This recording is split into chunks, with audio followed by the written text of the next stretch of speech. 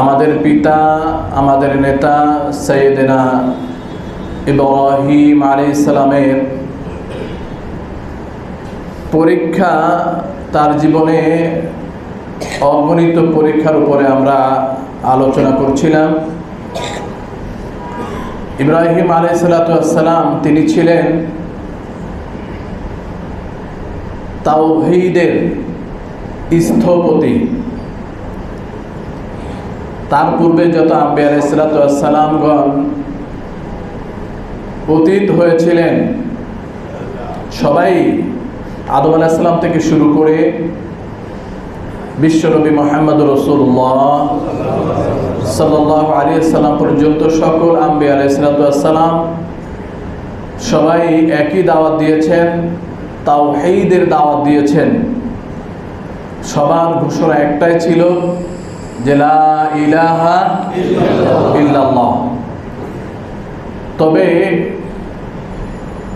কেউ কেউ কিছু অনুকূল পরিবেশে দাওয়াত দিয়েছেন, আর কেউ কেউ প্রতিকূল পরিবেশে দাওয়াত দিয়েছেন। এর মধ্যে ইব্রাহিম আলাইহিস সালাম তিনি যেই পরিবেশে, যে অবস্থায়, যে সময়ে তাওহীদের দাওয়াত দিয়েছেন, তাওহীদকে প্রতিষ্ঠা করার চেষ্টা করেছেন, ওই সময়, ওই পরিবেশ, ওই সমাজ তার একেবারেই অনুকূলে ছিল না। কি বলেন? একেবারে প্রতিকূলে ছিল। শুধু এই প্রতিকূল বললে কম হয়ে যাবে, মহা প্রতিকূল পরিবেশের মধ্যে তিনি তাওহীদকে প্রতিষ্ঠা করেছেন। এজন্য তিনি হলেন তাওহীদের স্থপতি, ঠিক না? তিনি কেমন প্রতিকূল পরিবেশের মধ্যে এই তাওহীদের দাওয়াত দিয়েছেন, তার পরিবার থেকে শুরু হয়েছে। বাবা, জন্মদাতা পিতা, যার ঔরসে তিনি জন্মগ্রহণ করেছেন, সেই পিতা থেকে শুরু করে, তার সমাজ থেকে শুরু করে, তার আত্মীয় স্বজন থেকে শুরু করে, রাষ্ট্রীয় শক্তি থেকে শুরু করে সবাই তার বিরোধিতা করেছে, চরম বিরোধিতা করেছে।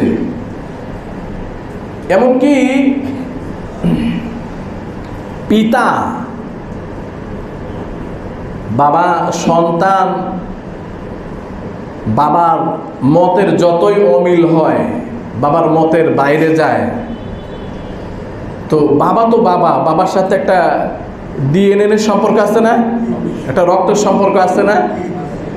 মত বিরোধী হলো বাবার ভিতরে সন্তানের জন্য একটা মায়া, স্নেহ, মমতা, ভালোবাসা, এটা প্রাকৃতিকভাবে আছে না নাই? আপনি দেখবেন খুব কঠিন মানুষ না হলে এ ধরনের উদাহরণ আপনি খুঁজে পাবেন না, দুই একটি উদাহরণ খুঁজে পাবেন না যে বাবা সন্তানকে মারার জন্যে চেষ্টা করেছে বা হত্যা করেছে। এ ধরনের উদাহরণ আপনি খুব বেশি পাবেন না। আমাদের দেশে হয়তো দুই একটা উদাহরণ পাবেন। এই যে কিছুদিন আগে কোথায় যেন এক বাবা ছেলেকে কুড়াল দিয়ে হত্যা করেছে না? এটা কিন্তু কোনো স্বাভাবিক ছেলেকে হত্যা করে নাই। সেই ছেলে ছিল খারাপ, ছিল নেশাখোর ছিল, তার মায়ের প্রতি অত্যাচার করেছে হয়তোবা এই কারণে। কিন্তু সর্বদিক থেকে সর্বগুণে গুণান্বিত কোনো ছেলে যদি বাবার মতের অমিল হয়, তো বাবা কিন্তু ওই সন্তানের মতের মিল না হলেও তো স্বাভাবিক দৃষ্টিতে সন্তানকে হত্যা করার মতো চিন্তা করতে পারে না, কি বলেন? আল্লাহু আকবার। ইব্রাহিম আলাইহিস সালাম, আমরা গত সপ্তাহে আলোচনা করেছিলাম যে আল্লাহ পাক এই নমরুদ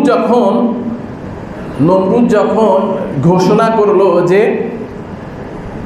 অনাগত ভবিষ্যৎ যত পুত্র সন্তান দুনিয়ায় আগমন করবে, সে ঘোষণা করলো যে কোনো পুত্র সন্তান যেন জন্মগ্রহণ না করে, করলে তাকে, যার ঘরে পুত্র সন্তান জন্মগ্রহণ করবে তাকে কি করা হবে? হত্যা করা হবে।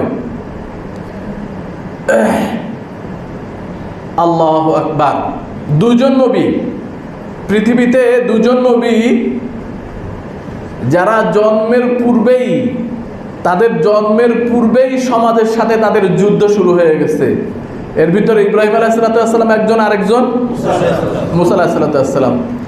তো যা হোক, এই আল্লাহ পাক তার নবীকে দুনিয়াতে আনবেন, তিনি আসবেন,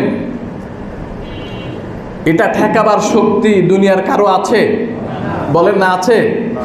কোনো কৌশল, কোনো পথ, যত পথ অবলম্বন করুক, আল্লাহ এই পথকে মাটির সাথে মিশিয়ে দিয়ে আল্লাহর পথটাকে তিনি বাস্তবায়ন করবেন। এটাই মহা